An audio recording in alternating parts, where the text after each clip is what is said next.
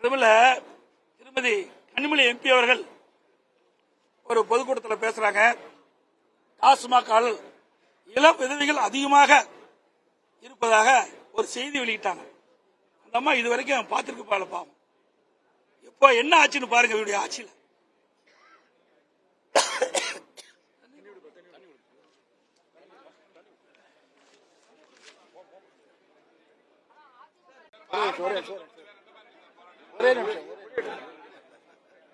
அது மட்டுமல்ல, இன்றைக்கு கள்ளக்குறிச்சியில்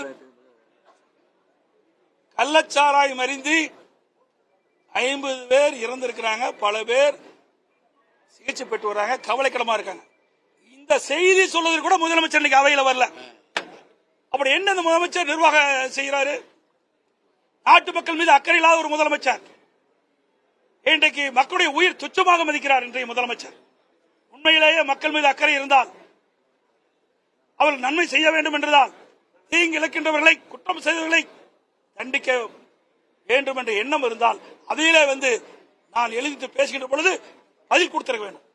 ஆனா அந்த செயல்பாடுல இந்த முதலமைச்சர் செய்யல. இன்றைக்கு அவைக்கே வரல.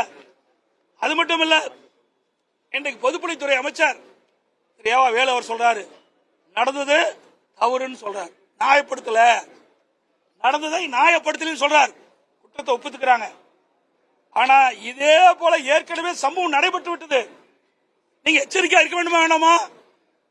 இது அரசுடைய செயல்பாட்டுடைய காரணமாகத்தான இவ்வளவு உயிர் பறிபோய் இருக்குது.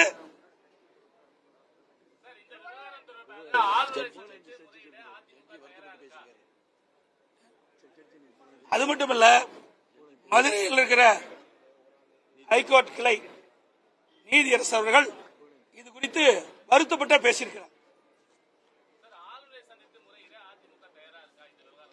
என்னுடைய மூத்த தலைமைகள் நிர்வாகிகளோடு கலந்து பேசி ஒன்றா படிப்படியாக முடிவு எடுக்கப்படும்.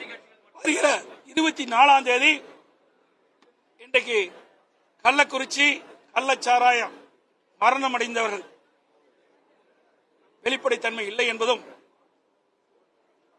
இந்த அரசு கள்ளச்சாராயத்தை ஒழிக்க உரிய முறையில் நடவடிக்கை எடுக்காத காரணத்தினால் அப்பாவி ஏழை மக்கள் 50க்கும் மேற்பட்டவர் உயிரிழந்திருக்கின்றார்கள். பல பேர் மருத்துவமனையில் சிகிச்சை பெற்று வருகிறார்கள்.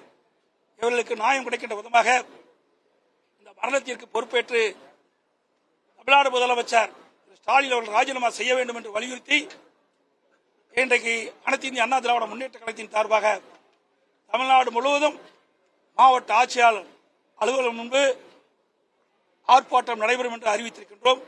காலை 10 மணிக்கு அந்த ஆர்ப்பாட்டம் நடைபெறும்.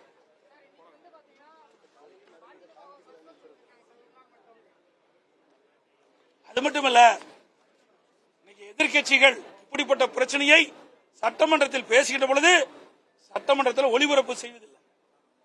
ஆளுங்கட்சியை சேர்ந்த அமைச்சர்கள் முதலமைச்சர் பேசுவதை ஒளிபரப்பு செய்கிறார்கள். பிரதான எதிர்க்கட்சி தலைவர் என்ற முறையில் நான் பேசுவதை கூட ஒளிபரப்பு செய்வது கிடையாது. நீதிமன்றத்தில் அந்த வழக்கு நிலுவையில் இருக்கின்றது. நியாயம் கிடைக்கும் என்று எதிர்பார்க்கின்றோம். ஏனென்றால் ஆளுங்கட்சி எதிர்க்கட்சி ரெண்டுமே நாணயத்தின் ஒவ்வொரு பக்கம். ஆகவே ஆளுகின்ற கட்சி செய்கின்ற தவறை எதிர்க்கட்சி தான் சுட்டிக்காட்ட முடியும். இது எதிர்க்கட்சி செயல்படுகின்ற விதத்தை மக்கள் பார்க்க வேண்டும். அப்பதான் ஜனநாயகம் தலைக்கும். ஆட்சியில் ஜனநாயக படுகொலை அரங்கேறிக்கின்றது. இன்றைக்கு நடுநிலையோடு செயல்படுகின்ற சட்டப்பேரவை தலைவர்கள் எங்களுக்கு இந்த வாய்ப்பை தரல. அதனால நாங்க தொடர்ந்து குரல் கொடுத்து கூட எங்களை வலுக்கட்டாயமாக சட்டமன்றத்தில் வெளியேற்றிருக்கிறார்.